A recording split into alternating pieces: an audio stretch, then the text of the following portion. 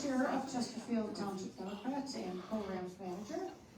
We have a really special guest tonight who I'm not going to do much of an introduction. You all know him already. So first we're going to get into some announcements, and then we'll put Ray on, and you can have some fun asking him all kinds of questions. So Kathy, where'd you go? Oh, there you are.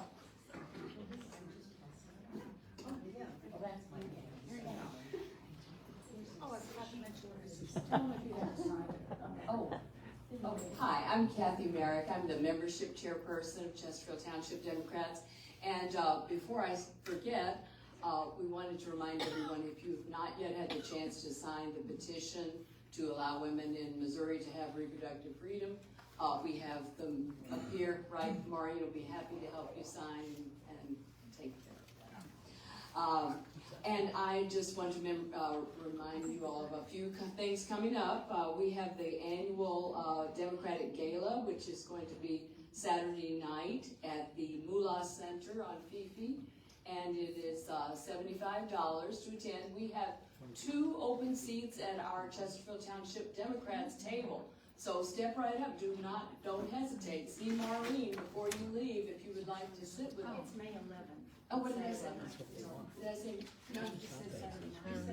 I know, I was like, is it the Saturday? Oh, I'm sorry, duh, pardon me, forgive me. May 11th, please, forgive me. And it's at 6 p.m. for networking with the speaker, who is Ken Martin, who is the vice chair of the DNC. And and then the actual festivities and awards and everything, start at 7. And so please see Maureen if you'd like to be a part of that. Wanted to tell you that this evening, I think most of you heard as you came in the door my pitch for membership, but this is the time of the year that we are still collecting membership dues for 24.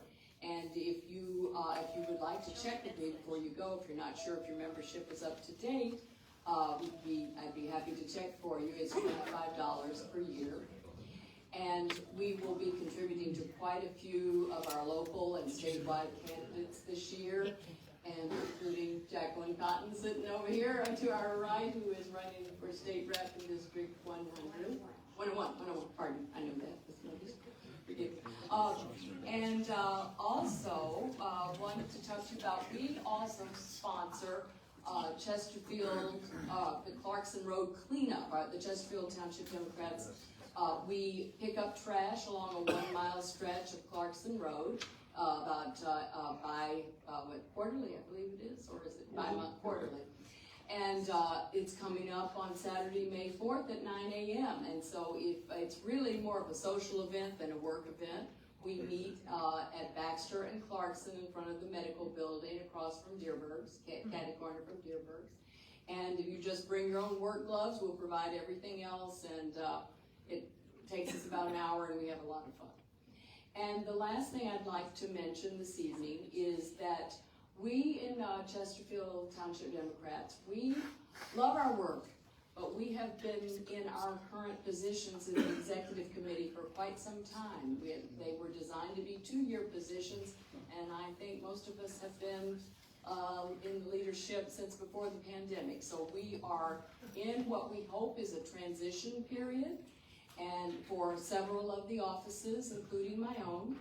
And we would like to find interested new blood who, coming up at the first of the year, who could take over. We will definitely have a transition period to help those of us in the roles, will help you to learn what is required. I can tell you right now, mine as the membership chairperson, I do try to keep tabs, keep all the records up to date, and encourage those who have not paid their dues to pay each year, and to also encourage new members to join.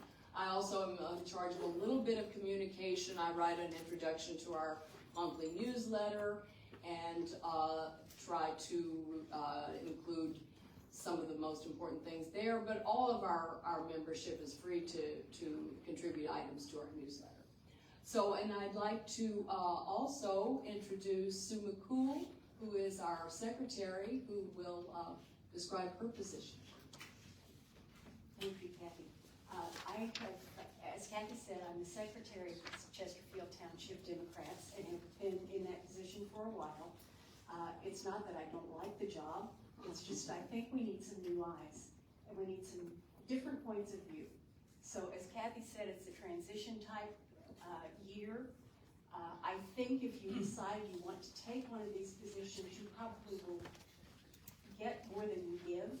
I've learned a tremendous amount about local politics, state politics, and how the Democratic machine, if you will, runs in St. Louis County. My position as secretary is really attending the executive committee meetings, coming up with minutes, helping with the newsletter. It doesn't take much time, and as I say, I think it's a worthwhile thing to do. So thank you. And I'm going to pass around or send around the sign up for the Clarkson Road cleanup. I neglected to introduce Jacqueline Cotton, who's running in 98. Deb Lavender is terming out. Try that again. Well, they both have Jacqueline is their first name. I was close. I was half right. Jacqueline's the other Jacqueline. Yeah, it's the other Jacqueline. And she's running in the seat that Melissa Greenstein ran last time. So I'm happy to recognize her. Do you have any other candidates? Go ahead. Oh, Gary Wester, 107. Oh, 107. I remember you. Yeah. So tell us where you are. We're in O'Fallon, Missouri. Okay. From Highway K to Winghaven, and between 364 and 64. Great. That's basically the district. Thank you. Thank you. Any other candidates? Yep, go ahead. Go ahead. Did you want to say something about Rockwood? Okay. Yes, I don't need the mic, I promise you. Thanks to all of you for making Mark Cox have a bad day for Rockwood and Parkway. We really had a great day. Another announcement, and again, we really appreciate all the support that we get from you guys, the signs and everything else. One of the things is that Rockwood has a vacancy now. Jessica Clark has resigned, and again, they are in a position of selecting volunteers to put their names in. That will be a board selection. But if anybody knows some people, my name is available now through social media as well as through your organization. Please get with me and I can give you more details.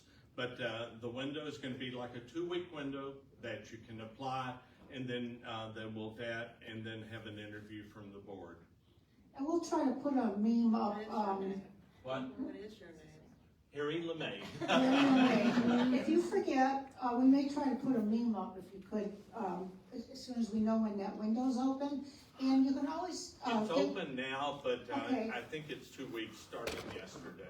Okay, so, and you can always put a message into our Facebook page, and I'll make sure, just send us a message, and I'll make sure I connect you with him. So, okay, if I missed anybody else? Great. All right. Well, I can't wait for you to talk to Ray. I was a long time, 35-year listener. So, as many of you have been too. So, I'm going to let him have the microphone because you'd much rather hear from him than me, and take it away.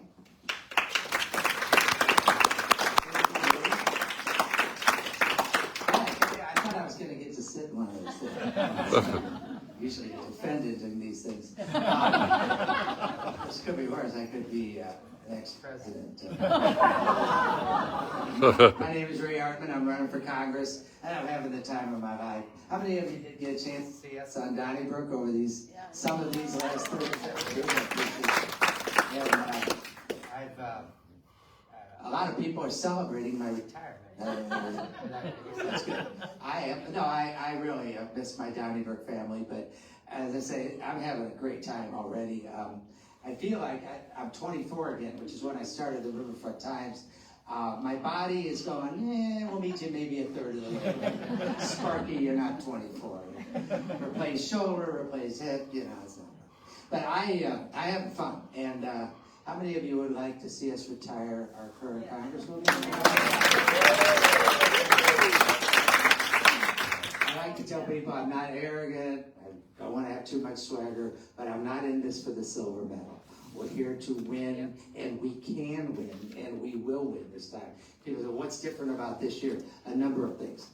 And by the way, we've got some really outstanding candidates. Trish Gunby, certainly who ran a very fine race before her. You know Jill Shute, and Court Van Oster, who I called up, but he's now a Fed, so he's not involved anymore. He's working for the U.S. Attorney's Office.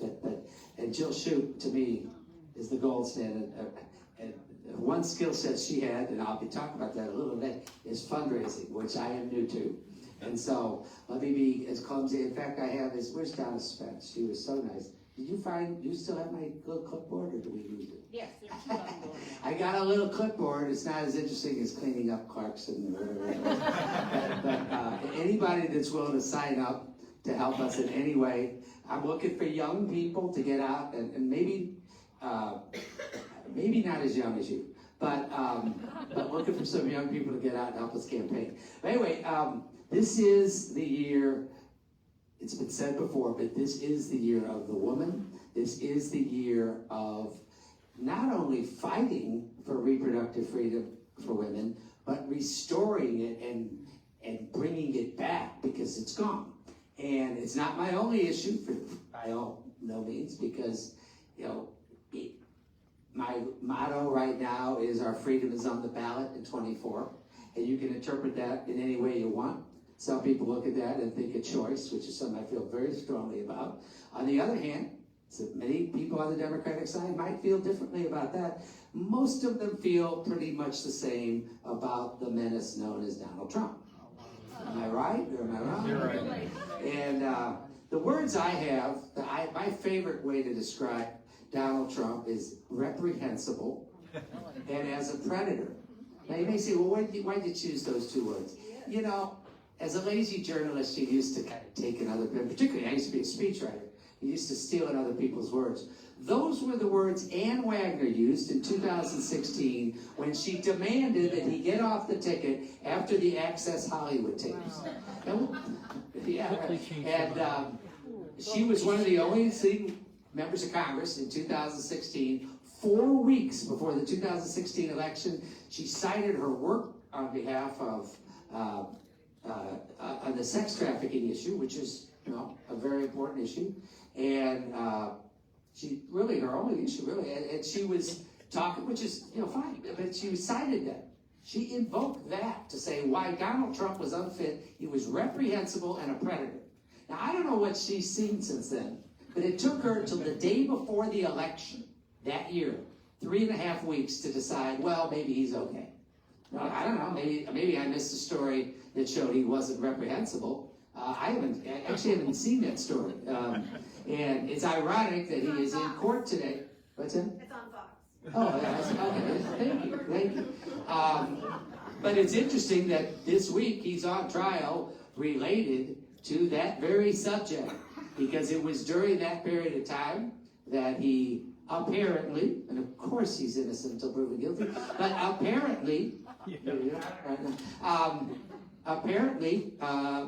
messed with the election in the form of payoffs to the porn star with whom he had an affair, as one does when one's wife is pregnant or just has delivered your child.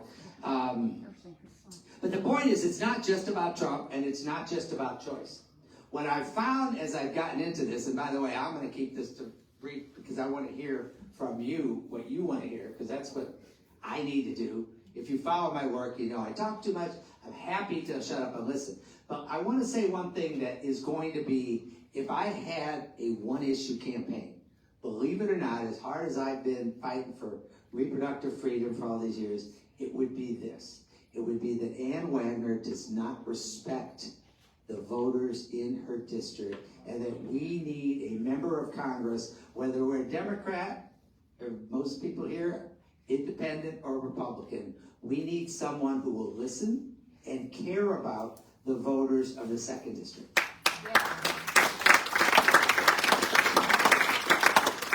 In 12 years, the scoreboard is very easy to read. 0 debates with opponents, 0 town halls for the public, 0 press conferences, news conferences in which the media is free to ask anything, and 0 unscripted appearances of any kind. I don't know, now maybe, how many of you have met Ann Wagner? There's a few people. Seen her. I've met her. I thought she's a very nice person, but I'm unlike most people in the district. She does not show up, and most important, if she's here, it's for a photo op. It's here for a specific controlled event, controlled by her staff, so that the average person who may or may not agree with her can interact with her without, what do you say? She doesn't like to work without a net, okay? And I don't mean some woman named Annette. I mean, she does not like to work. But I don't even know Annette. But the point is, she doesn't do that. Now, what's the consequence of that?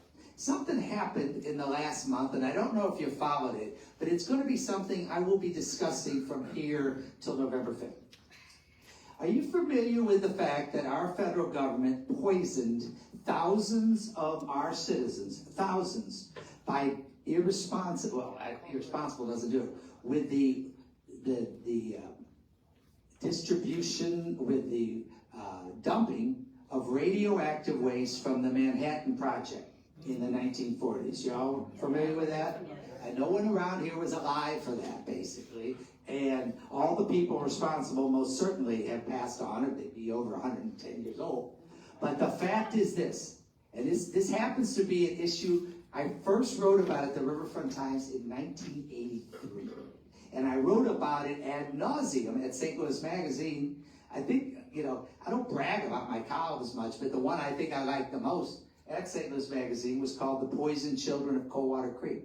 And I wrote about the fact, this is a real-life horror movie in our community. And I think people here have never really given it the attention it deserves. It is far and away the greatest environmental tragedy in the history of the St. Louis region. Far and away. Little kids that grew up playing in Coldwater Creek, which runs through 15 communities in North County, as well as the Weldon Spring area, where stuff was dumped in St. Charles County, and I live in St. Charles County now, I might add, and now the Westlake landfill, which is in Maryland Heights. These poisons, that's what they called them in the 1940s, in case you think people didn't know. They were called poisons. These poisons polluted Coldwater Creek. And you know what happened? Little kids played in that creek. And the price they paid for hunting crawfish and doing everything little kids do in a creek, or if they ate vegetables in their gardens where the waters came up and nobody knew what was happening. These poisons. People by the thousands have cancers, rare diseases, there's conjoined twins, there's all kinds of stuff. It's so bad that the St. Louis County health officials had to put out an alert to the hospitals, which, to their credit, letting doctors, letting the top medical officials know to be on the lookout, to be suspicious of diseases and symptoms they had never seen. They were that rare. It is a horror story. A good friend of mine who has MS, very athletic woman, had a great, was remarkably fit throughout her life. The price she paid for playing in Coldwater Creek is she has MS today. This is a real-life tragedy. So, in the only thing he's done well in his political career, and I mean the only thing, Senator Josh Hawley, who I don't admire, but let's be fair, he did something actually very good. He did fight, not fake fight. Again, he's an insurrectionist, okay? I mean, I'm not going to apologize for him. But we have to be open-minded enough to know that just because somebody's not on our side doesn't mean they can't do something good. And in this case, he fought to get, and it's something I had called for, like anybody who was listening, for 15 years, the equivalent of downwinders is what they call relief, compensation for the victims. Downwinders named from people that live near the nuclear power plants and so forth out west, and it has existed in many places, but not here. Do you know how much money was going to come into the St. Louis region because of that program that he got through the Senate? $4 billion with a B in dollars to our district. Not our district, our region. Some of it in our district. It doesn't matter what district it is. In the St. Louis area. You know who was against it? Ann Wagner. She wasn't not for it. She was against it. She came out in a Kansas City Star in December, and she said, we have to have pay-fors. You know, anybody do you even know what a pay-for is? A pay-for is when Congress comes up and says, okay, we're going to spend this money, and here's how we're going to pay for it. We're going to raise these taxes, or we're going to cut these programs. I believe the last congressional pay-for was in 1963. They don't do it. So it's code when they say, well, I'm for that, but only if they're paid for. You know, that's like, I'm for Ray Hartmann, but only if he's 6'4". You know, I mean, it doesn't happen. Okay, it's not real. And so she knew, and I hope, you know, I like short jokes, I'm sorry. But she knew it, and she said it in the Kansas City Star, and she said it's too expensive, and she said maybe the people should be cut their benefit, the amounts. This is a person who listed her net worth at $11 million in 2018, and she thought that people who were getting $25,000 and $50,000, which covers a fraction, a tiny fraction of their suffering, should maybe get a little less. Not nice thought. Okay, then she did it again. Hawley that was before it passed, and then I think it was the first week of March, came out, I think March 7th or 8th. Josh Hawley amazingly got it through, and he really did. I mean, as much as I hate to give him credit for anything, and like I say, he's been in public life for 2016. I expect, doing something decent once every 8 years is fine. But the point is, he did it. He got it through, and she said again she was against it. Again, she said it was against it. And the hounds descended on her from Josh Hawley's words. He called it shameful. Now keep in mind, I don't know if you noticed, they're in the same political party in an election year. He's a Republican. She's a Republican. He called her shameful. He said she should apologize. And he said it over and over, and he continues to say it. Guess what she decided to do 3 days later? She decided, I think maybe I should vote for this now. So, because of her her absence, because she wasn't as the home district senator, or the St. Louis, representative, as a representative of Congress, because she wasn't willing to not only not fight for, even support this, she gave Republicans who don't want to do anything, in case you haven't noticed, the fig leaf, the excuse not to do it. And so guess what happened? It failed. You know what happened when it failed? You know what she said? There were headlines, and this is why I used to criticize the media. Am I still? Okay, this is working okay. Terrible. Can you hear me okay? Yeah. I'm not saying anything. If you miss anything, don't worry about it. We hear you. Okay. She voted for the money now, after being against it, clearly. I mean, firmly against it. She said she was outraged that it didn't pass. You're outraged that Congress followed the position you had 3 days ago? You're outraged? How's this work? Does this work? I just don't know how to use these mics.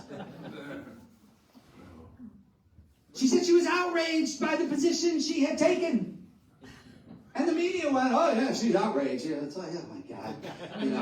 I always tell my friends in the media, I don't trust you people. Just because I was one of you for 50 years, it doesn't mean anything. I don't trust you. Anyway, she thinks she got away with it. I had a friend who's a Democrat said, well, she changed her position. I'm like, not on my watch, she didn't change her position. Watch the ads in October and see if she changed her position. You'll get to. There's an old expression. You broke it, you own it. She is probably more responsible than anyone for the fact that this money is not likely to get to the victims. Now, I hope I'm wrong. I hope something happens. The program expires in June because it doesn't matter. I mean, obviously, it's more important to me that these people get the money than it is for me to be able to talk about it. But I'm going to talk about it anyway because she was against it. Now, why was she against it? It's for the same reason that she doesn't feel any obligation to Democrats, Republicans, anybody, to give them access, to put ourselves out there in an unscripted fashion, to do a debate, to do a town hall, to do a press conference. She just doesn't feel that it's her job to serve the district. And I do. You know, you can tell, well, for 37 years, I said stupid things, you know, pretty much every week. And it's cool. I mean, I understand. When I said something wrong, all kidding aside, I owned it. I would have never said, I'll give you a good example. One of my favorite ones goes all the way back to 1992. Jennifer Flowers. You remember that story with Bill Clinton? I made a brilliant assertion in March that I said it because I've always talked too much. I said, Bill Clinton is toast. I said that in the primary. He, of course, went on to win. But the point is, I didn't come out in November, when I was happy that he won, say, like I told you, Bill Clinton was going to win all out. You don't pretend that you don't forget that you said something. Ann Wagner, to my knowledge, has never apologized for anything she's ever said or acknowledged that she's flipped. So she's never acknowledged that she called Donald Trump a reprehensible predator. You know what she said in February? Only he, remember his little thing, only I can save it? She said those words. Only Donald Trump can save the country. She said in endorsing him. The same woman who said he was such scum that she couldn't support him and he was reprehensible. And she's never explained it. It's the same way with this. And on my watch, she doesn't get to do it because it all fits together.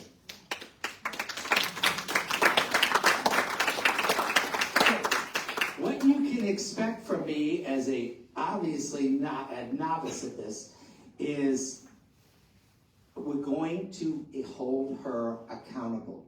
And I am not interested in following along with any kind of convention or niceties. It'll be a very clean race, nothing personal, nothing nasty, but I will tell you this. I'm right now thinking about, where's Waldo? I'm thinking about a Where's Wagner campaign. What do you think about it? You might see it in a billboard coming near you.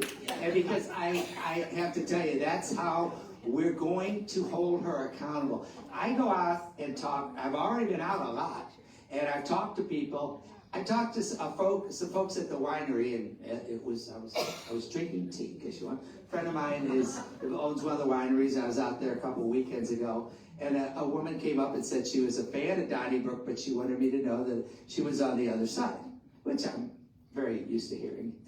And she came up and said that, and I said, fine. I said, what do you mean? She goes, I'm a Trump supporter. I said, okay. No, I said, fine. I said, why do you support Donald Trump? And she said she thought he'd be a good CEO. And she said, she made a point about, I think she said we wouldn't have these wars in Ukraine right now. And I'm thinking, yeah, we wouldn't, because Vladimir Putin would be like, sitting on a throne. But the point is, I didn't argue with her, and we got to get over this. I mean, we're all in silos. It's her point of view. It's America. She wants to like Trump. Fine. That'd be great. It's okay. I didn't argue with her. But I said, and the one question I asked people, and I wish I could ask everybody, what are you looking for in a congressperson? What are you looking for a member of Congress? Just asked her a question. And she told me that she wanted somebody that listened to her, that was there, that cared about her. I said, do you think Ann Wagner does that? She goes, absolutely not. And I'm thinking, well, this is interesting. And her husband was in the next room, and he was apparently more conservative than she was. And I said, so I ended up talking to her, and then we went and talked to her husband. And at the end of the thing, and this is just one person, nobody, by the way, owes you to tell you who they're going to vote for, but they both volunteered that they'd probably vote for Trump and for me. And that's just true. They may not, but the point is they volunteered that because we found some common ground.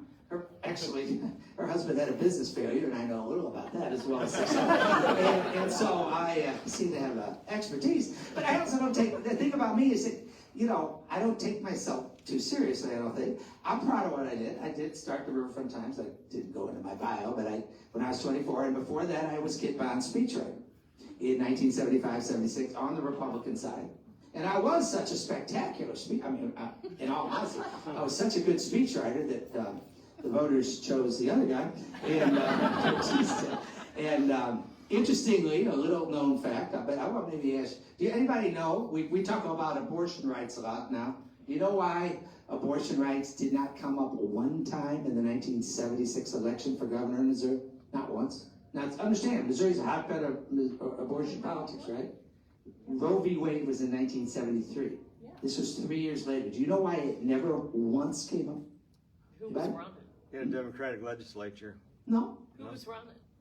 Well, I'll tell you who was running. The Republican governor, who, by the way, I adore and think was a great governor, Republican Kit Vaughn, who I'm very loyal to too. He was pro-choice, complete pro-choice. Joe Teasdale, the Democrat from Kansas City, described Walking Joe, but that was 72 he was Walking Joe. He was, in 76, he was running smart commercials, Joe, and he won, but he was, described himself, I don't like the phrase pro-life, but he was anti-abortion. And I don't like it because it's not accurate. And, but I mean, I respect people who feel that way. But the point is, he was anti-abortion. So imagine that. The Democrat, one of us, was anti-abortion. The Republican was pro-choice, and I don't mean somewhat, I mean completely. Now, in his career, Kit Vaughn would change sides. But I'm not going to make fun of him for that, because Dick Gephardt was completely anti-abortion as a congressperson and changed. Tom Eagleton, same thing. A lot of Democrats did it. A lot of Republicans did it.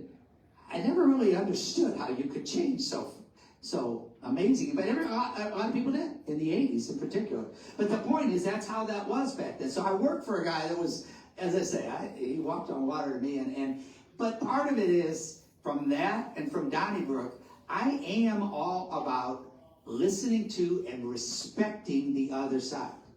And I know sometimes I make people on our side mad, but I will not be that guy that makes fun. I mean, as a journalist, you make fun of people, you say things, you write clever things. But the point is, I will not disrespect somebody for being on the other side. And it's very disarming, I'm finding, because they're used to it. And I'm not going to make fun of them. I'm not going to argue with them. I mean, I will be happy to debate them. But the fact is, I think it's what people want. I think it's what people want. And so what I'm learning when I shut up and listen to the voters is not that they just, if we run a classic issue, we're all in, most of us, I don't know how many, I'm assuming most people here are pro-choice. I don't know if everyone is. It doesn't matter if you are. And by the way, I'll digress one more time. I was in, Dale, where did I see Dale? I saw you a couple places. I don't know if I one of the places. I was in Oakville on Telegraph Road at the library for the presidential primary. I was out here in the Union facility, and then you remember when we had the Democratic presidential primary last month? I was there, and I was watching a couple leave the facility, and the folks were there with the pro-choice petition, which I hope you all sign if you haven't. And they were asked to sign, and the woman looked at them and kind of glared at them and clearly didn't want to sign it. And they didn't have the good sense not to ask her husband, and so he glared even more. And I thought, these people were pretty unhappy as they left to be asked to sign this. Well, it's Oakville, people could say. And then it occurred to me, you know what they were there to do? You know what they did when they got up on a Saturday morning to do? To come vote for Joe Biden. And now they happen to be opposed to abortion. And I happen to be completely the opposite of me on that issue, trust me. But the fact is, they came to vote for Joe Biden. That's the people we need. We don't need to wall those folks off. We need to understand no matter how. And let me tell you something. I debated Phyllis Schlafly in a church. And I'm not making this up. I ran into somebody already that was there. It's the first time it happened. 400 people in a church in Afton in the mid-90s. Me on one side, Phyllis on the other. I was wearing the road uniforms, let me tell you. And I did okay, I think. I think I did pretty well. I can debate her. I can handle Ann Wagner, trust me. But the point is, and Phyllis and I were not particularly close, but we were cordial. It was back in a time where people were cordial. And those of you who watch TV, watch our show over these years, happen to know Martin Dugan, who was our provocateur, was until he sadly passed away 10 years ago at the age of, I think, 160. He would have loved that joke. We had more fun with it. Martin was one of my dearest, dearest friends of my entire life. And so that's what I learned from. And I only wish he could be here to vote against me. But Martin, it's so much fun for me because our shtick was Martin would say, Ray's like a son to me, but you never know how your kids are going to turn out. And I would say Martin was like a great-grandfather to me. And I did these merciless old age jokes about him. And it occurred to me a few years ago, and it's true today, that I am older than he was when I first started doing old age jokes about him. That's true. I think that's enough out of me. Let's hear what you got. So, well, before I forget, I'm a little awkward at this. I really do need you to support in any way you're willing to financially.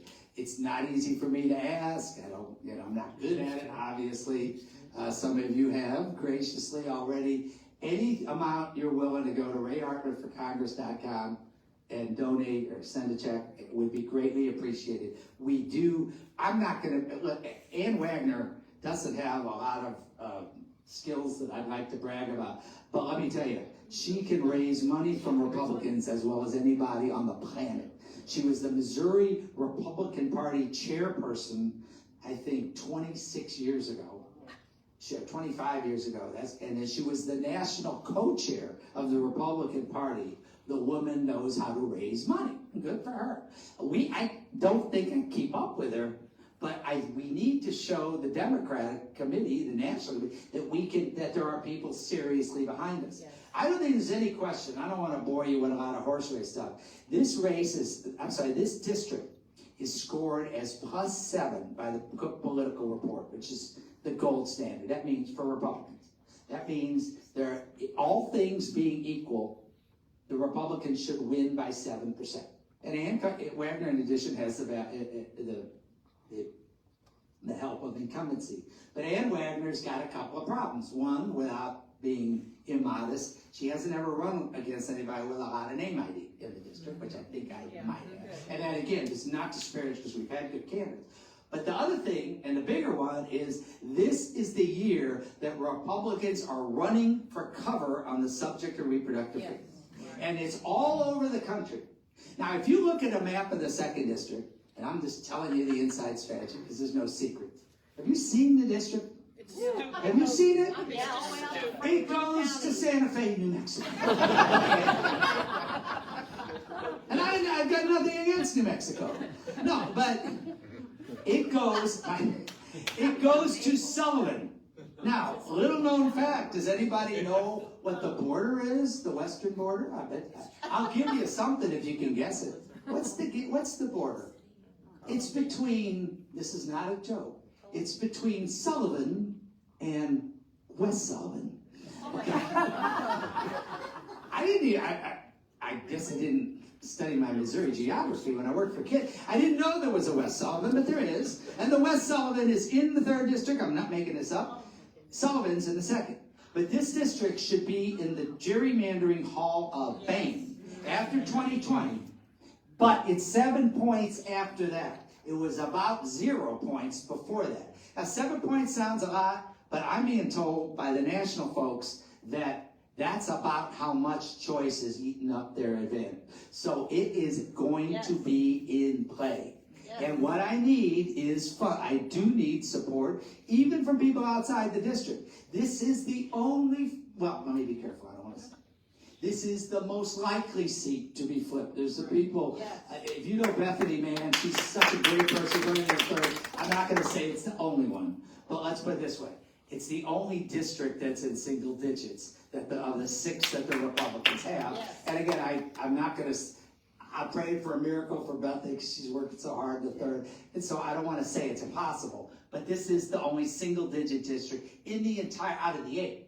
So our side's got safe districts in the 1st, that race, which you're familiar with in the 1st district here. And then the great Emmanuel Cleaver has a double digit district in Kansas City on the Democratic side. But none of the 8 districts except this one is in single digits. It's the only one. So if somebody wants to influence Congress, and I think you probably all know if you follow this at all, we have a probably better chance. I'm hoping we hold the House and the Senate.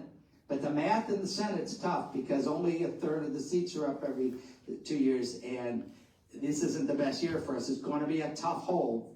Yeah, hopefully we can take out Josh Hawley. Just pray. But and that would be great. But the House, by any pundit, and I used to work at the national media, so I kind of covered what was my specialty, and what I wrote about it was about the Biden 18, the 18 Republicans who were elected in Biden districts. They are all running for cover. We can flip the House of Representatives, and wouldn't it be cool if I was the 218th vote and got Hakeem Jeffries elected Speaker? So if by any chance any of you happen to have been gerrymandered out of the district like I was, I live in Richmond Heights. Yeah, okay. It doesn't matter. If you were out of the district, you can still go to RayHartmannForCongress.com. I don't care if it's $10, $25. We need your help. And I don't mean to rattle the tin cup, but we just do. And because we've got to show not only a lot of, and let me say one thing though, please, because this is really embarrassing. If any of you want to give more than $3,300 per person in your family per cycle, please don't. You can only do $3,300 per person per election cycle. So say you and your spouse, that's $6,600 times 2. No more than $13,200. Please don't do it. It caused me a lot of problems. Because I know I can see around here, that's a rounding error for a lot of you, I know. But, see, I'm not good at this. I don't know how to ask. But we do need help, and even the number of contributions, even if they're small. A friend of mine gave me $2.50. I said, not that small. Did you give me two? I'm not making this up. A friend of mine gave $2.50. I said, $2.50. Man, $2,000. But only me, I get that.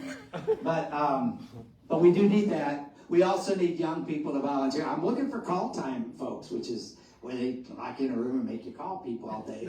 I don't like that, but I got to do it.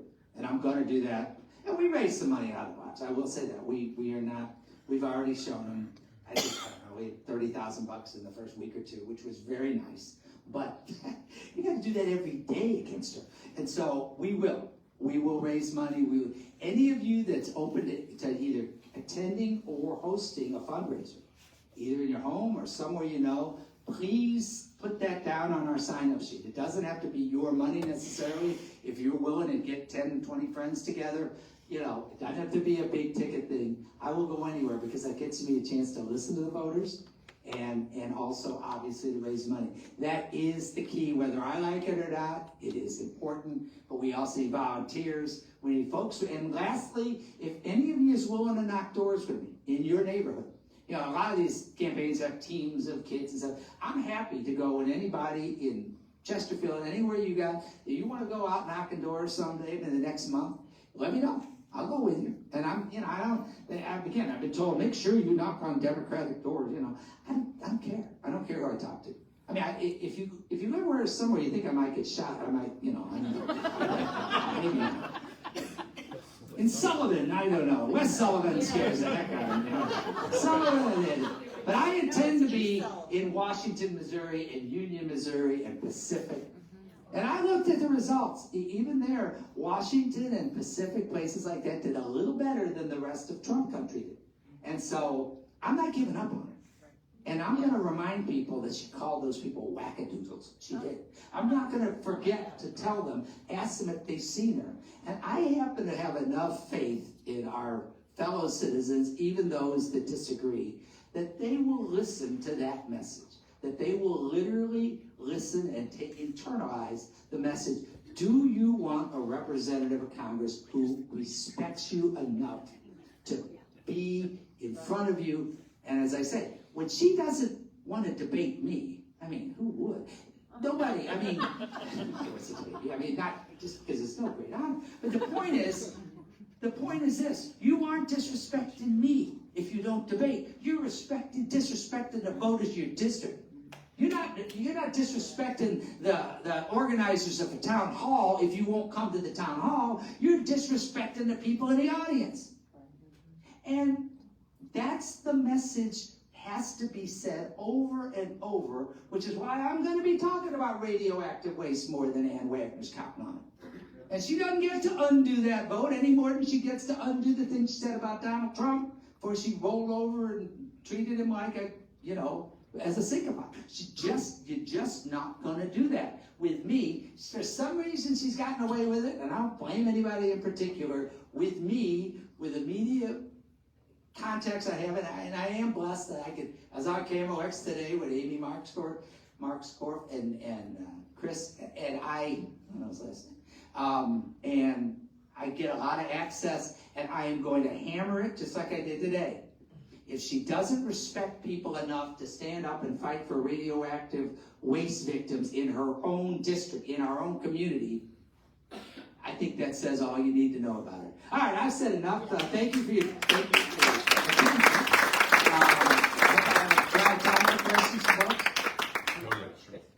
Okay. Do we have the microphone? Yeah. I'm going to rush a microphone to you because it'll be easier for people to hear. Justin. Okay. Who wants to go first? All right.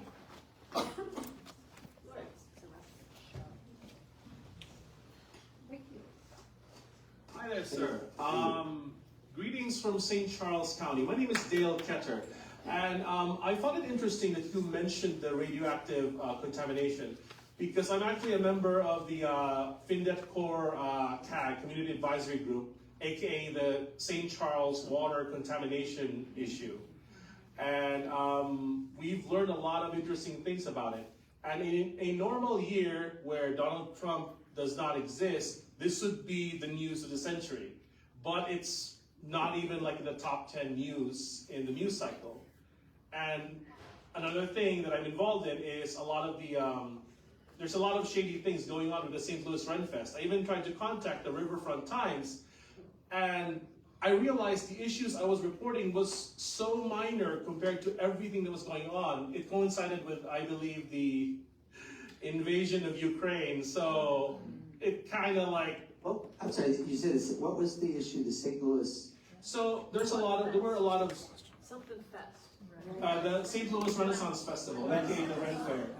There were a lot of safety issues and labor issues, and it's basically too long to mention here, and it's off topic. But I tried to call the Riverfront Times and KMOV and other stations, and only KMOV replied to me, but they weren't interested because I think some other thing happened at the time, which was, I believe, the October 7 Hamas attack in Israel. So kind of like, So I'm glad you mentioned that. I don't know if you would be able to join in one of the CAG meetings to lend your voice to it. Well, I don't know anything about the Renaissance.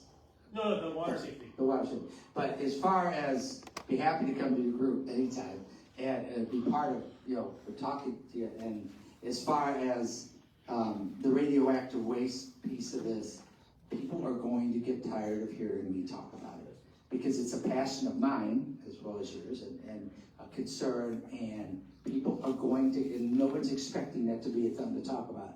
But to me, it is so illuminative. It so much illustrates the problem. It's one thing to talk about. I won't be the first person noting that Ann Wagner hasn't come to town halls. But I think it's important to connect the dots to this kind of political malpractice, if you will, because the two are related. So I do have one last thing before I sit down. Since you mentioned Josh Hawley has sent a representative to every single one of the meetings. Not anyone else, not even Ameren or the city has an official representative. Wow. So I found that interesting. He's got, I tell you, if he had done something like try to overthrow our democracy, I would think very differently. No, but you're right. I mean, this is an issue that for whatever reason, it's really the only one I can think about. I mean, And again, I apologize if any of you are fans of Vladimir Putin. The fact that Josh Hawley was the only member of the U.S. Senate to vote against admitting Sweden and Finland to NATO, that's a pretty, that comes from the Home Office in Moscow. And so, but no, I appreciate it. No, it's his issue. And I'll tell you what, I happen to be I happen to be very fond of both Lucas Kuntz and Carl May. Senator Carl May were running, and I'm now at the point where I stay out of other people's races. But I will say, defeating him is a high priority. But on this issue, he's right. She has been shameful, and even if it seems to sound like it's an obscure issue, it's going to be reminded. People are going to know about it, and if nothing else, because I think people should know about it. Forgetting about her, people need to know how horrible this is. I don't think that it has been, and I've been saying this for 15 years. It's just we have in the media. Maybe to your point, Dale, we have. I say we, I gotta get used to those bottom feeders, I'm not a media. But the media is always on to the next shiny object. There's so many stories and so much noise, it's hard to focus and put perspective, which is why Aya Wagner, for example, can say she's outraged about a vote that she was in favor of the week before. I'm sorry. Yeah. Go ahead. I just wanted to make a comment. You may already know this, but lack of respect that Ann Wagner has for her constituents is appalling. But in 2018, when Cord Van Ostrom was running against her, are you aware that the Parkway School District students, the student council leaders in all 4 high schools, invited her to a town hall or a debate? I think it was called town hall. It was at Central, I think. And not only did she not come, but she did not even respond to the invitation. So she was showing lack of respect for her future constituents, and that to me was just the most appalling thing I've ever seen. Thank you for that Cord comment. Van Ostrom was running around the district holding town halls everywhere, but. And I read somewhere where Parkway was considered the greatest school district in the United States. Parkway Central. I went to Parkway Central, and there's good news and bad news. They put me in the Parkway Hall of Fame. That's the good news. It's very nice honor. The bad news is they did it a few years after they put Eric Greitens in there. So, with being Greitens in there is kind of a rogues gallery more than a Hall of Fame. There are many other people say, oh, no, thank you. I'll pass on that honor. No. Hartmann and Greitens, no. But yeah, that's a great observation. I appreciate it.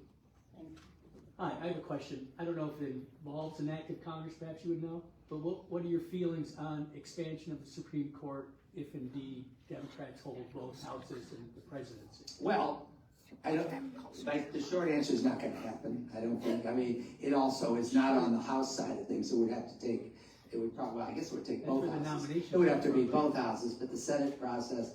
What do you feel about it? You know, I don't think, in the short run, I'd sure like to see it happen because of the fact that we've become the 6-3 partisan thing.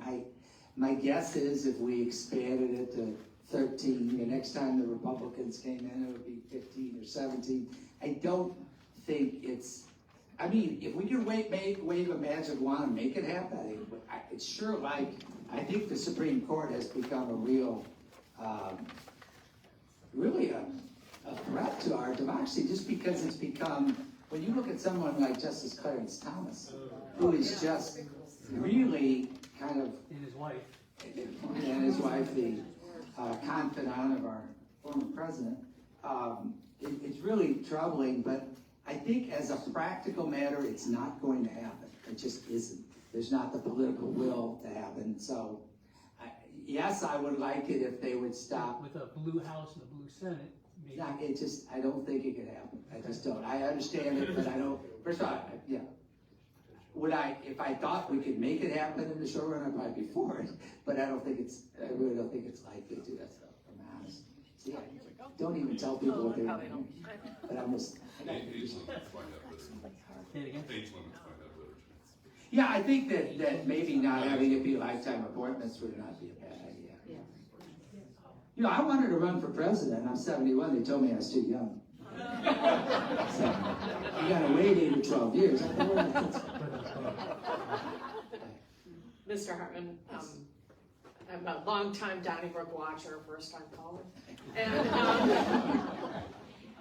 And I really admire your depth of knowledge on so many different issues. And so what I want to ask you today is the thing that I'm having a hard time understanding is, why do people continue to pledge their loyalty to the Trump campaign? What is your explanation? I think it's a good question, and thank you for that. I thought this was going to be about something I said. I can't explain it. The Republican Party, which again, I wasn't ever a member of really, but I worked for KIT, has become a cult. I mean, it's literally showing, psychologists all over the place are saying, Donald Trump, whatever you want to say about him, he will be remembered by historians decades, I think, from now, as the most successful con artist in the world history. I mean, he will be remembered as the greatest con man ever. You know, and it's funny, Americans have a kind of soft spot for con men. I mean, look at, I grew up on the Muni Opera, okay? The Music Man. Glorified con man. He happened to, unlike Trump, he was a good human being with a heart, as opposed to, you know, a psychopath with narcissistic personality disorder. But, you know, Harold Hill, we're all rooting for Harold Hill. And something about people's gullibility, he's taken this right out of the dictator's playbook. Across the world, including Hitler, quite frankly, dictators have preyed upon frustration in the masses, whatever in some form. Anger and frustration with the ruling elite. That has been a common theme, whether we're talking Latin America, Africa, Europe now. That has been, I hear my phone always does that. I actually had to do it on time.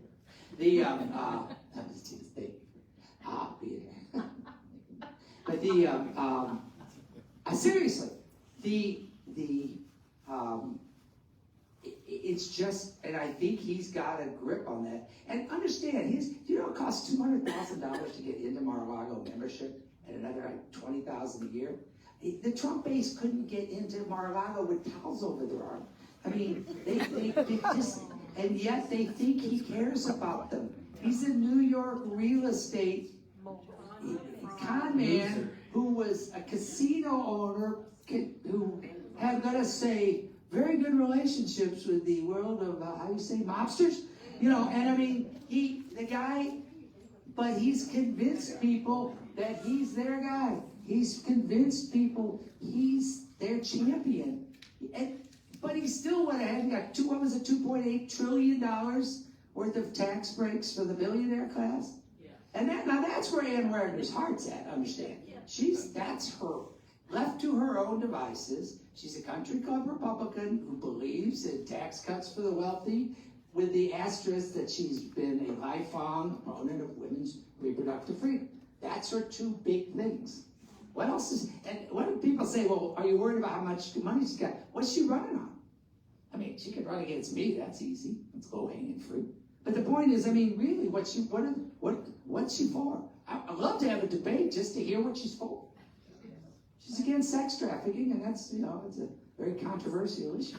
I guess she'll figure out a way that I'm for it. I don't know. I didn't think I was. I would just point out to you that if you go back through the media files and check Trump's nationwide speech for that gazillion-dollar tax cut he gave all of them, she is standing right next to him, adoringly looking up at him right. the entire time. She was, you're right. I know about that. And that was literally... And put it in a commercial. Thank you. And that was within just it was one of the first things they did in 2017. Yes. Keep in mind the chronology. In October of 16, this is, I don't know when that passed, but it was in the spring, I think, of 17. It was less than 6 months after she called him a reprehensible predator, and she was like, you know, just, you know, yeah, thank you. No, one of my ideas, I don't know if you like this idea, because she won't debate, you can look forward to seeing her first debate, which will be Ann Wagner debating Ann Wagner in one of my commercials. We're going to do that too. And again, I don't think she's been up against that. Maybe she has. And I ain't that funny, but I like humor, and we lost the election in '76 in part because Joe Teasdale's ads were really funny. I mean, people remember them. He had an ad against it. Kid Brown was so much better than he, I mean, in my opinion, I just worship the guy, as you could tell. But I mean, I disagree with his politics as a senator, but he was, one thing about him, I will say, is he's the opposite of Van Wagner in terms of actually caring about, I know this from Ferdinand, he actually did care about the people of Missouri. And he actually did have one of the best offices as senator in terms of you had a problem of dealing with that problem. He really believed that. And that's a big difference, but I don't need to talk about him all that. But Joe Teasdale said, Kit Brown's got Missouri on the move. Lambert Airport's moving to Columbia Water. That was an issue back then, and there were all these things. But the point is, I'm not gonna run the classic stuff where you see, and Wagner's too extreme for us. I just don't roll like that. So we'll see how it works. I may get crushed, I don't know. But I don't think so. I think we're gonna beat her. But I think we're gonna beat her by being different. I think we're going to beat her by being, you know, you already can tell. I don't even get good answers when they're laid out in class. But it doesn't matter. I'm not going to change. I'm who I am. You can like what I say. You can not like something I say. But the fact is, we're going to beat her that way because we're going to talk to people where they live. And I am convinced we can do it. And so, again, I need your help. Yes, sir. Oh, I'm sorry.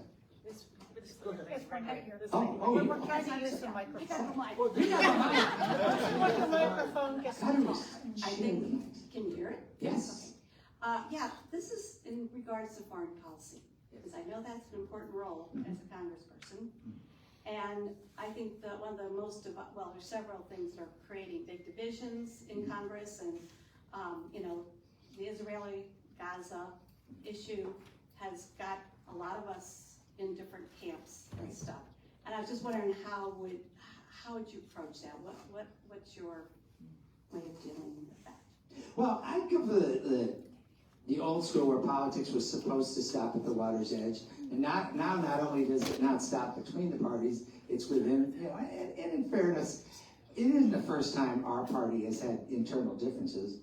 There was the Vietnam issue when I grew up, so that isn't really novel.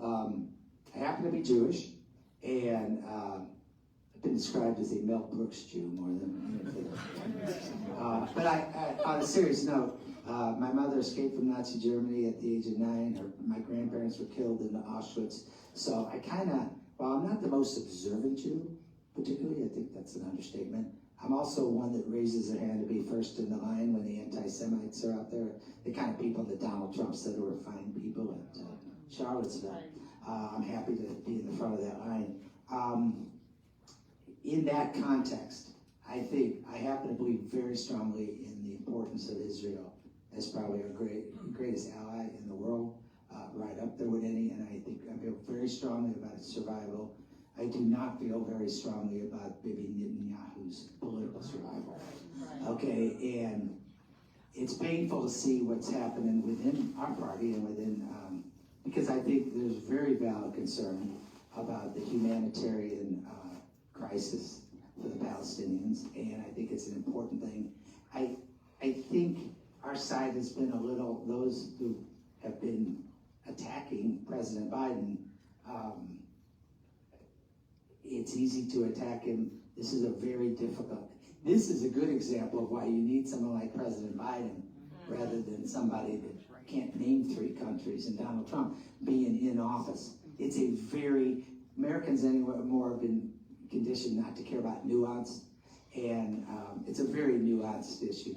And I think we have to be, on one hand, very strong in defense of Israel's right to exist, but we also have to be, and I think the president's trying to be, very strong about the fact that we simply will not support Israel if it insists on violating international law. I mean, we just got to draw a line in the sand. I say it's not a matter of a threat necessarily, but we've got to be clear that we got to be the good guys. We have to support, and it's very easy for us to sit here and say that because Israel is under great stress, and we're not in a country where we're surrounded by lots of folks who want to wipe us out. So, on one hand, very sympathetic to the Israeli people, but I think like a lot of people in Israel, I have a very dim view of Prime Minister Netanyahu, whatever his title is. And I will say this, of all the issues I criticize Ann Wagner on, you know, that isn't really, that and Ukraine are issues, and I'm not afraid to say, you know, we don't have a lot of difference on those issues. We don't have. I happen to support aid to Ukraine, and she's probably a little more of a knee-jerk defender of Netanyahu than I would be, but, and I do feel, you know, I'm an old college activist, so on one hand, I do always respect when people speak up. I think some of the stuff, some of the protests and some of the intimidation of people over the issue of Gaza has been very counterproductive. Is that making sense? I've got the mic next, if I may. Oh. Sorry, we'll get over No, somebody else. She's passing around. The economy, looking at the economy, the facts indicate that we are doing quite well, especially when you look at what occurred under the Trump administration. We have more jobs produced. We're up in so many ways. Yes, we've got a few areas where we're still getting control of inflation, but why isn't President Biden and the Democrats getting more credit for what we were able to accomplish, especially in light of the dysfunctional Congress? It's all about the media. I say it. I come from the media. I know a little something about it. It's a great question. And they're trying to message it because, you know, one of the things you hear constantly from the Republicans is how, including Ann Wagner, is how only Donald Trump can save us, she said, from the misery we're all suffering. And I see a lot of tattered clothing in the room. I mean, people, almost none of you are wearing shoes for crying out loud. No, I mean, it's like, it's a great question to which there's no easy answer. Almost all the metrics, and I wish they would say, are you better off than you were 4 years ago? 4 years ago, you know what the biggest issue we were facing 4 years ago was how many Americans were dying because Donald Trump, with his clinically diagnosable narcissism, waited about 6 weeks. And you can check the interviews with Carl Bernstein about this. Woodward, I'm sorry, it was Woodward. Bob Woodward. Donald Trump, because you remember all those torturous daily press conferences where all he would talk about is how well his team was doing, including Anthony Fauci, and we lost untold numbers of thousands of human beings simply because he put the brakes on the federal government's initial response. And then he tried to make it about China. And we had Asian Americans being tormented in places like St. Louis, Missouri. And my point is, that's what we ought to be talking about. To your point, yeah, the economy. Well, one of the things was the infrastructure bill finally passed. After Trump talking about infrastructure for 4 years as infrastructure week every day and never doing anything, Joe Biden got it done. And by the way, you know who voted against the infrastructure bill? Take a wild guess. Ann Wagner voted against it. And I want to say this in defense of Ann Wagner. I really mean this. Even though she voted against it, I really think she would make an exception to her rule of not appearing in the district to show up at the ribbon cutting. I think she would. As long as she was walled off from questioning, I think she would come. Maybe she would do a photo op cutting the ribbon before the actual ribbon cutting, so she wouldn't have to actually interact with the unwashed masses. But but yes, great question. I mean, I think we all ought to be reminding ourselves that this president, you know, has done, and I happen to be a big fan. I mean, we joke about stuff. I think he has done a remarkably good job in a very difficult time. And, you know, we live in a society where, by definition, half the people are just conditioned to hate the other side so much. And you know, it goes both ways. I agree, but it's very sad because it's good that you brought it up. We have all-time low unemployment, all-time low, and we have inflation has been an issue, but it's far less than other countries, and it's come down. And nobody likes any inflation. Corporate profits are up continuously. Well, corporate profits is another thing, and I wish, you know, I'm a capitalist, okay? I'm a pure capitalist pig. I mean, there's no question about it. I'm a story of rags to riches, back to rags. But I believe in it. I never took a dime of government money. I've done really well beyond what virtually very few people have done as well as I, and very few people have done as poorly as and in unfortunately that order. But I'm a capitalist. And one thing Ann Wagner can't run against me on, I wish she would, is that she gets a business. Now, Ann Wagner's had a fine career. She worked for the Hallmark, and she worked for Ralston, and she became a politician. And good for her. She did stuff, but she actually went to Mizzou 10 years after I did. But I will say this. I love it when politicians who have not started a business, that don't know what it's like to worry about making payroll or whatever, act like, oh, they know business. They know it. Why? Because the Chamber of Commerce gave them money and told them how to vote.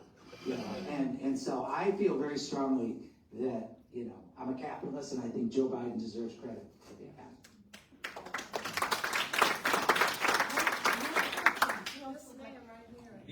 That poor man's been there. He just can't get the mic from you. I don't know what it is. Get that mic. This poor man. Thank you. I appreciate your taking a stance and fighting for the rights of people up who've been affected by the radiation to get their due. But I don't think anybody here will disagree that Ann Wagner is not too extreme for this district. But aren't there issues, and I'm going to speak specifically about guns, and even more specifically about assault rifles, that there's a lot of crossover. Democrats and a lot of Republicans think enough is way too much already. And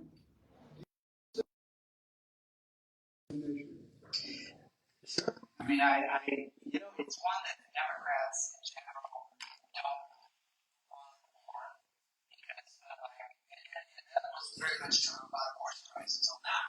But I'm very much in favor of something I call it gun control. I'm a gun, I own a gun, I happen to be a gun owner.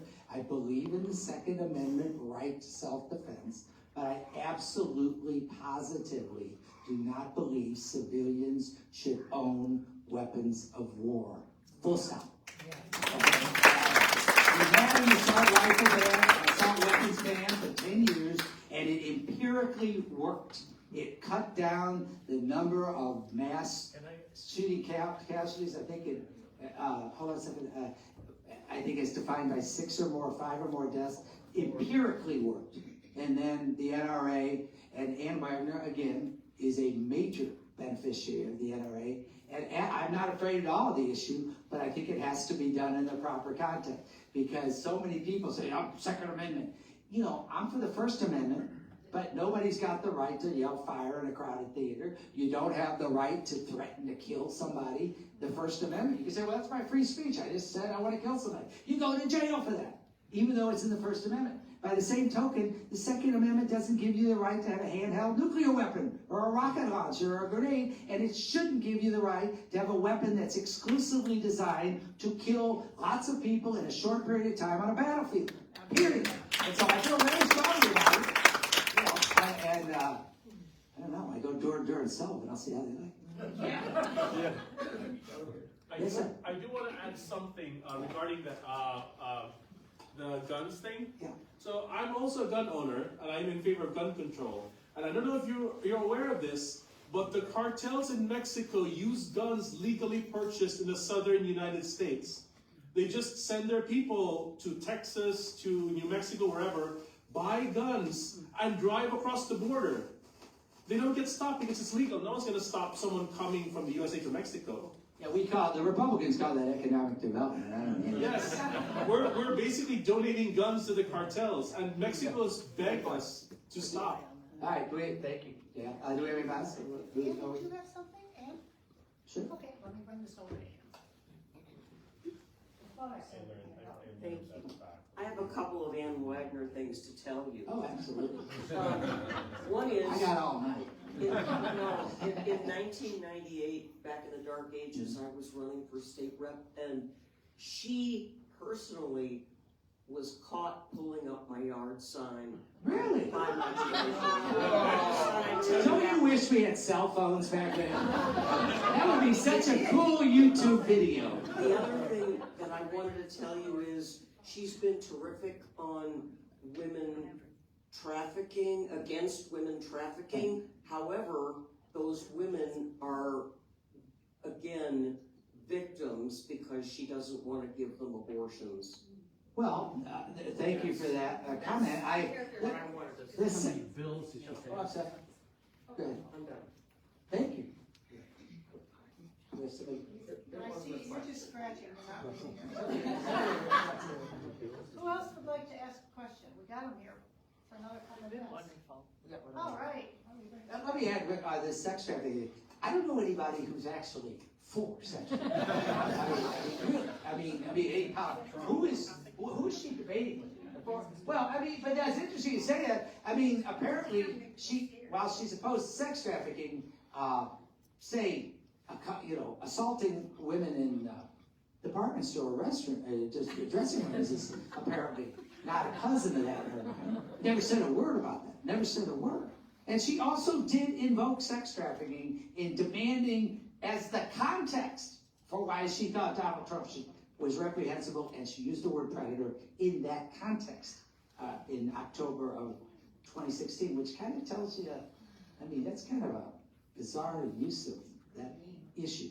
I actually got an email from Ann Wagner because I had responded by way of the Missouri NEA, which is an organization of teachers. Of course. I had sent a response about two laws that restrict my ability to collect Social Security that I have earned because I also collect a teacher pension.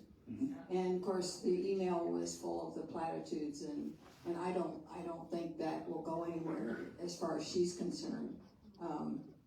I did receive 2 letters in the mail today from President Trump's campaign committee, and I've already sent some money there. I want to know, we know that Donald Trump doesn't read, maybe can't, but where is he getting all of these things that he's saying? I mean, who's the Donald Trump whisperer, do you think?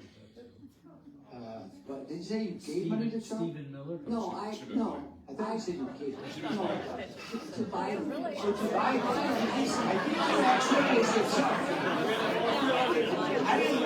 I'm sorry, I didn't mean to. Anyway, very sorry. I thought you said Trump, and everybody's looking around saying, why? No. Give him a penny, you see, I mean, 2 letters from Biden. Good. Oh, okay, that's correct, yeah, right. With a stenographer, please correct me. I recently have seen pictures on Facebook of the notorious Stephen Miller again. Oh my God, yeah, well, so actually, I don't know if you know this, Stephen Miller, I mentioned my connection. Stephen Miller did lose an uncle in the Holocaust. He fell off the guard tower. It was terrible. Anyway, couldn't help that joke. It's an old one. I think I used it by the Ashcroft one. That's not good. I got to clean my act. I'm not going to make it.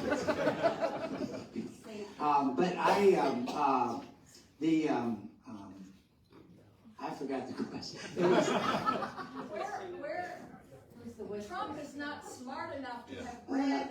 Well, I think I don't know. I think his demons talk to him a lot. I think trying to figure out, the best person to listen to on this is his niece, Mary Trump, who's just brilliant, who's a professionally trained psychologist, or maybe it's a psychologist or psychologist. But seriously, he is, we joke about it, Donald Trump is visibly impaired. He really is, and he's in trouble. And he wouldn't be the first dictator that was, to be honest. And one of the things that when I talk about Ann Wagner, or I talk about Republicans, do I think she likes that in him? No, I don't think she. Do I think she gets Social Security and Medicare? No, but I know she doesn't have the guts to stand up. And I know she isn't one of the people. She always is there for him when he needs her. when he needed her on impeachment votes, when he needed her. She voted with him 93% of the time, but a lot of that was party line stuff. But she's always there when he needs her and when he demands stuff. And that's the problem we have with Donald Trump. To answer your question, I mean, it would appear that the likes of Stephen Bannon, who is, you know, a ghoul, and Stephen Miller, those, and I do think Americans, and one of the reasons I ran, because I actually think I'm in the public eye, and I don't know about you, I was one of those people thinking about maybe I ought to leave country if he wins and stuff. And I thought, you know, don't be a coward. I'm putting myself out here, so doing me a lot of, is the safest thing I've ever done. But the point is this, I mean, I'm already, I'm gonna hear stuff. But the fact of the matter is, we owe it to ourselves as Americans, whether you're Democrat, Independent, or Republican, we have to understand the threat that Donald Trump poses to our democracy is real. It is real. And we say it with so much hyperbole and so much hysteria in the media, and quite frankly, too much one-sidedness on our side and theirs, that we're living in these competing silos where Americans are no longer sharing the same information. And I'm on my little mission in our district to change that, at least for our district. But we have to understand the threat of Donald Trump is real, and the threat of his enablers, whatever they think of him, is real. And we've got to stand up and fight that. Another big issue facing everybody is immigration, and there certainly is indication that immigrants have been helping with so that we're filling the employment gap with a lot of immigrants, but meanwhile we have these people crossing the border, some legally, some illegally. I guess I would welcome your comments on the immigration crisis and what you feel we ought to be doing. Two things. Good question. Two things. One, we need better border security. There is no question about it. And I don't happen to think that's a medieval wall, but whatever it is, whatever the experts say, and there was a bill, a bipartisan bill, that was going to seriously address that in the Senate, and Donald Trump killed it for the express purpose of having the border crisis remain a border crisis, so he could run on it. The second thing I think we need to do, and it's not being talked about enough, and it used to be an 80% issue, is we need a path of citizenship for those people called dreamers. And these are as American as any of us. Those are people who came here as kids, young kids generally, and they came here illegally, if you will, but this is the only country they've known. They've grown up here. It's the only language most of them have known, and they are Americans, and we are a country of immigrants. And yes, the thing we don't like to talk about enough is that immigration, legal immigration, immigrants are vital to our country.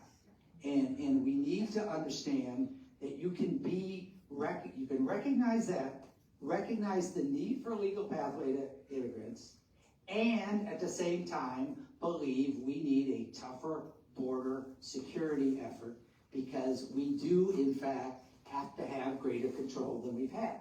And I think you can do all those things at once. I think there was a good faith effort made in the Senate on a bipartisan basis, and that one did not include the likes of Josh Hawley and Eric Schmidt, because they're like Trump. They don't want this issue. They want to run on this issue. They don't want to fix it. Right. We've got time for one more. Oh, one more. Hi, Ray. What are your thoughts on term limits? I am sick and tired of watching these people being sick and tired. And I think we need new blood in our party, and I'd just like to know what your thoughts are on that. I'm open to that. I think we obviously need to have them, we have term limits at the executive level, and now we have them in the legislature. And I have mixed feelings about that. I think in general, yes. They asked that question of Ann Wagner in 2012. She was running and saying she wasn't going to be a career politician. And she favored three term limits. She said she favored 3 term limits, but she did say she'd only observe it if it was passed. And she kept that part of her work. So she could have just left after 6 years. I don't think anybody would have complained, but she didn't. And, I go back and forth, because you look at some of the lions in the Senate, you look at some of our history, at some of the great people in our history of our government. Some of the great, on both sides of the aisle, were people who were there forever. I'm not ready to say I think we should do it at the national level. And again, it's a little like the question about the Supreme Court. It's really not likely to happen. Having said that, you look at the legislature, which is the best experience I can cite, and it's a mixed bag. Sometimes what happens when you have a great turnover is it increases the role of lobbyists who are there to write the bills for people that don't have the institutional memory. And in the Senate and the House, for example, it's 2 term limits and 4 term limits, so it's 8 and 8. You still have people there for 16 years in Senate and House, so I think the short answer is definitely for executive position. We clearly have to have that. You know, it's worth looking at, but I don't think it's a realistic thing to happen. So. Thank you. This was wonderful. Well, thank you so much. I appreciate it.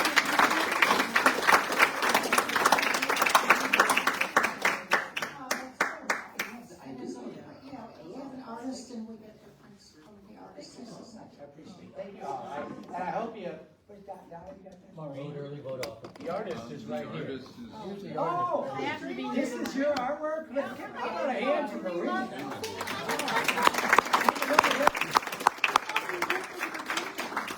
Okay, we're just visiting. Ray's here, we have to come see him. Thank you very much. We have a lot of well-kept secrets like the butterfly house and things, and we don't give ourselves credit. It's a beautiful place. Would you put your public schedule on your website? I haven't yet. I gotta get to that part of my act. I got a pretty busy public schedule these But days. if people And want to come and see any of you- you, by the way, if you're in other organizations of any kind, feel free to reach out to me, Donna, you can help me find me. Or actually, any of you can find me. It's Ray and Ray Hartmann for Congress.com. It's long, you just gotta remember the 2 N's. And there is, again, I mentioned the donate. Anything you can do to help, I'd appreciate it. I'll go home and look. But I do appreciate you guys are a great audience. And thank you, by the way, for being here.